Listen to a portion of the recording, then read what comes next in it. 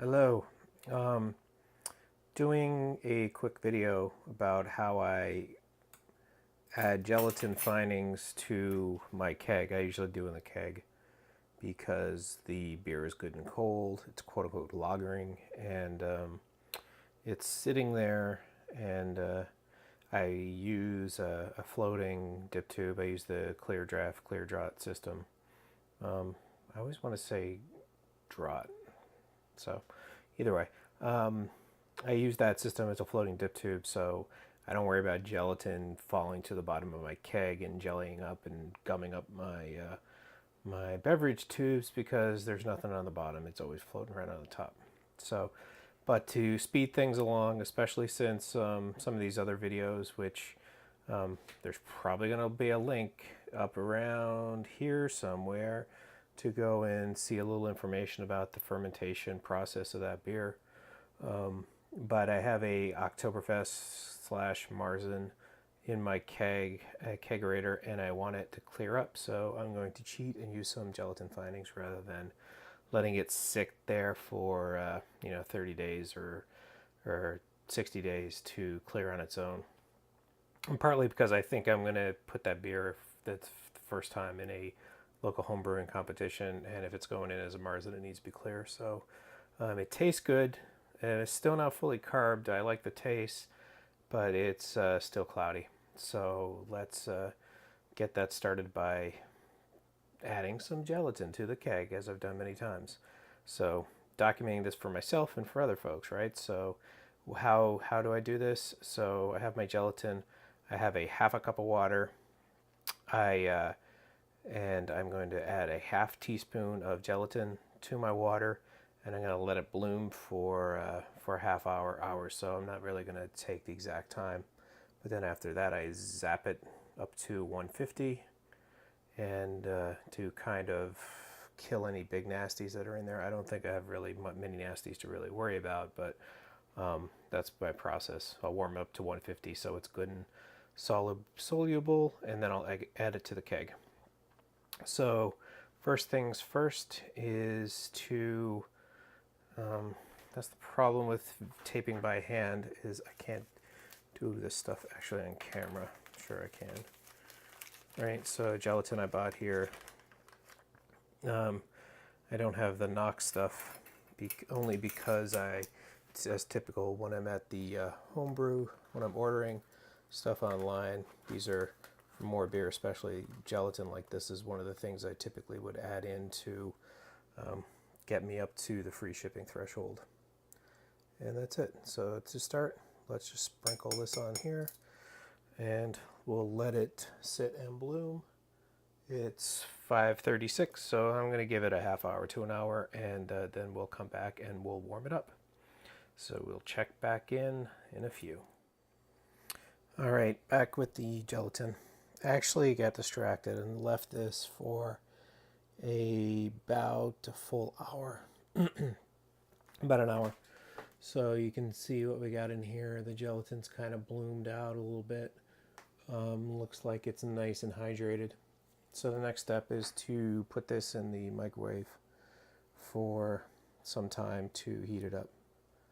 So typically what I do is give it some short bursts and check the temperature here with my Thermapen. Where are we at right now? It's about 75 degrees. Okay, just to restart, I'm going to put this in the microwave for, probably 20-second bursts until I get close. I'm going to try to hit 150, and when I do, I will check back in. All right, for my own future reference, this was in the microwave for 40 seconds in some short bursts. So if I move it over here, we got probes in the water. It's already quickly cooling. When I first took it out, it was right at 150 thereabouts. So, it's probably killed some of the nasties in it. We don't have to be super concerned about being completely and utterly sanitary at this point in the keg. nothing's really going to get hold and cause too many issues. But as you can see here, quick comparison, it's very clear. So let me wipe up my thermometer and head down to prepare to drop it in the keg itself. All right, I'm not going to actually show pouring the gelatin here in the keg. It's not a big deal. I'm just going to pop the top and just pour it straight in. But wow, that looks crazy. But basically trying to get a kind of a before shot of how where we are clarity wise. My glass is dirty here, but you can see if I put my flashlight here behind it, it's not working out too well, at least on the camera. But you can kind of see, if I diffuse a little bit, oh wow, the LED light is doing freaky things to my camera. But anyway, if you look at how cloudy it is, you can't see behind it. If I try to put this thing behind it, get some light, you can't even tell that there's something behind here. So just going to try to do a little comparison of where we are dropping the gelatin. This has been in the kegerator now since Monday. Today's Saturday, so 5 days.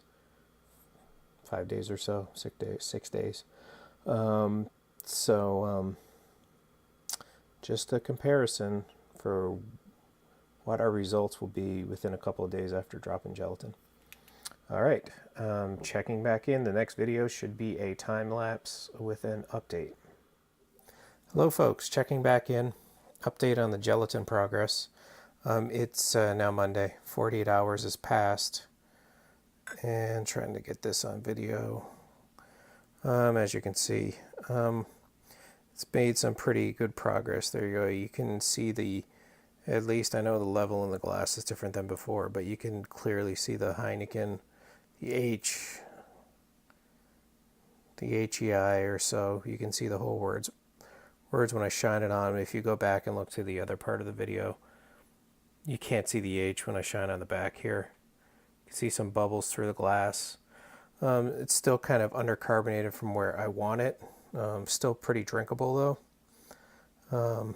I just had a half pint here and tried it out.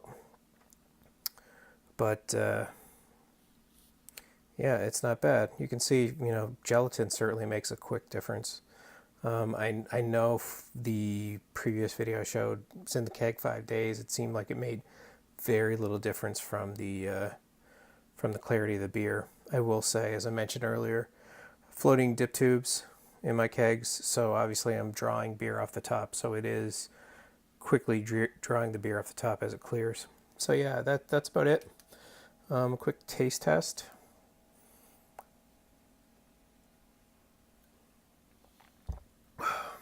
Yeah, that's pretty good. It's I did a pretty vigorous pour there to see what my lacing would be like. Actually, it tastes a little flat, as I said. The carbonation is not fully up to snuff, but it's not bad. It's not bad. This is certainly going to get there. I think I mentioned I'm probably going to put this in a homebrew competition just to see where I am. I think I have, today is the September 11th, and I think I have until the 30th to get it in, so I'll probably bottle in a couple of weeks.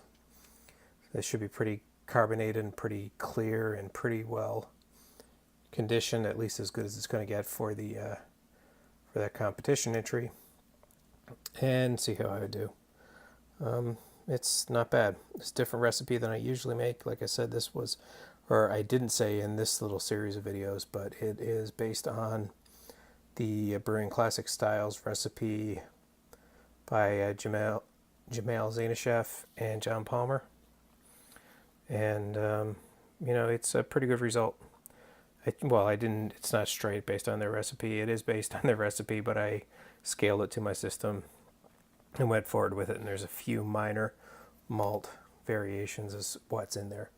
A little bit of acidulated malt to kind of get my water kind of in line. But yeah, that's it. Yeah, there you go. Some decent lacing in the glass there now.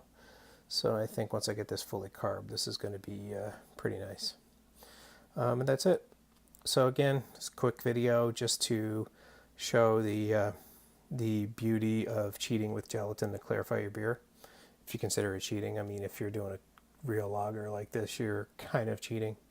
I think, I did my old recipe last year and let it sit in the keg and clarify. It took, over a month, and it clarified. It got crystal clear, but it just took a long time. That's it. And I just wanted to cheat the clock. So that's it. So yeah, so if you like the video, consider subscribing, and if you do like it, just click the thumbs up because it strokes my ego. And if you didn't like the video, I'm sorry. I'll try to do better next time. All right, thanks.